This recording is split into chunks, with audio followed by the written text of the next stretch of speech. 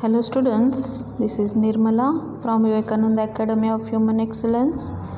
Today we are going to see class 9th Geography lesson number 2, Physical Features of India. In chapter first we have seen India's size and location. So India is a country of vast geographical extent with a lot of area of 3.28 million square kilometer, and she stands as seventh largest country in the world. India accounts for about 2.4% of the total land area of the world. So it is a vast country. We have seen in last lesson its latitudinal and longitudinal extent is vast. Length and its width is more. You can see here the longitudinal extent of India stretches from 68 degrees 7 minute east to 97 degree 25 minute east, and latitudinal extent from 8 degree 4 minute north to 37 degree 6 minute north. So with these vast stretches, India's location you can see here, and this is a diverse country, not only the vast but it is diverse also. Its north-south extent from the northernmost point Indira COL, which lies in Kashmir, to Kanyakumari is 3214 kilometers, while its east-west width from Rann of Kutch to Arunachal Pradesh is 2933 kilometers. So with these kilometers you can identify, in map it looks very small, but how long or vast stretches these are. Away from the mainland of India, the southernmost point of the country, Indira Point, lies in the Andaman and Nicobar Islands and is located at 6 degree 45 minute north latitude. So this is the southernmost point of our country. India is endowed with most diverse physical features, ranging from mightiest Himalayas to low-lying coastal plains.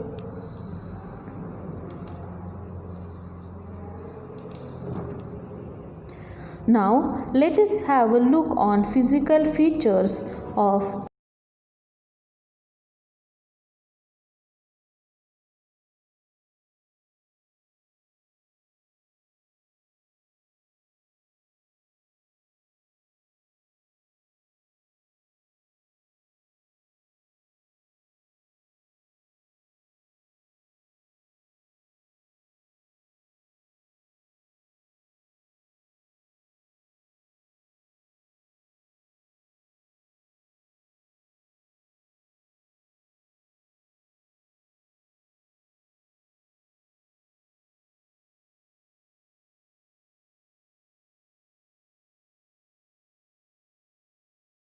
of our country, how the width is there, how it changes.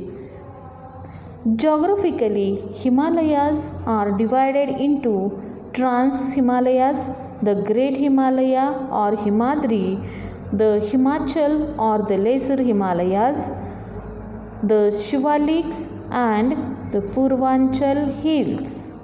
It is divided among 5 parts according to its length or how its layers are there. Trans-Himalayas, which are north to the Great Himalayan range, are called the Tibetan Himalayas because most of these ranges lie in Tibet. You can see with the red color which I have marked, those are these Tibetan ranges or Trans-Himalayas. These are Himalayan ranges are called the Tibetan Himalayas because most of these ranges lie in Tibet. The Jaskar, the Ladakh and the Kailash and the Karakoram are the main ranges of these Himalayan mountains. Himadri, here it is. This range lying to the south of Trans-Himalayas is the northernmost of all the Himalayan ranges and is the loftiest and most continuous mountain range of the world. So this Himadri or a Great Himalayas also it is called, it is continuous range. Himachal or Lesser Himalayas. Himachal or Lesser Himalayas are running almost parallel to the Great Himalayas in the north and the Shivaliks in the south, and the ranges are less hostile and more friendly to human contact. So it is a little bit easy to enter in this part. People go there for their day-to-day whatever the huntings or gatherings are there. The next range is Shivaliks. The Shivaliks comprises the outermost range of the Himalayas, overlooking the Great Plains. This chain of hills runs almost parallel to the Lesser Himalayas for a distance of about 2,400 kilometers from the Porwar plateau to the Brahmaputra valley. These ranges are lying parallel to the upper Himalayas. Next point is Purvanchal for Eastern Hills. Purvanchal or Eastern Hills.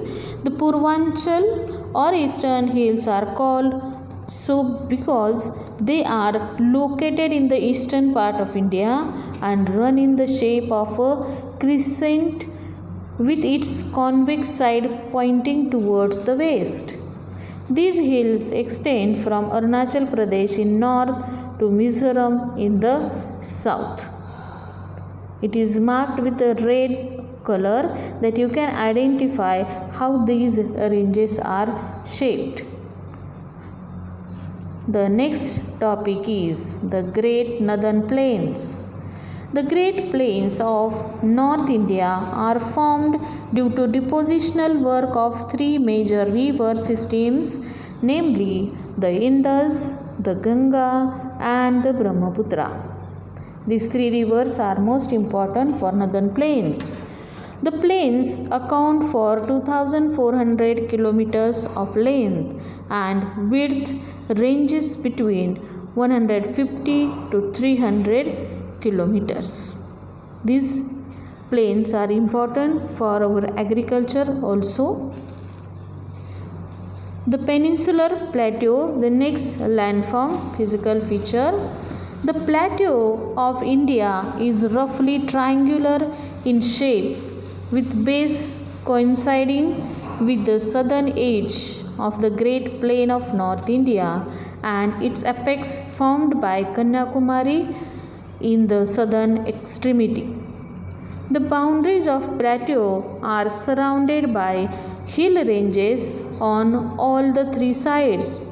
So you can see the triangular shape which is peninsula. Three sides are covered with water. So it is called as peninsula. The Aravalis, the Vindhya, the Brahmar and the Rajmahal hills mark the northern boundaries, whereas the Western Ghats and the Eastern Ghats mark the western and eastern boundaries respectively. From all the sides, this plateau is surrounded by small hills or mountain ranges. The coastal plains. The narrow coastal strip between the edges of the peninsular plateau and the coastline of India, running for a distance of about 6,000 kilometers from Rann of Kutch in the west to Ganga Brahmaputra Delta in the east is called coastal plains. The two coastal plains meet each other at the southern tip in Kanyakumari. It is a vast stretch from east to west.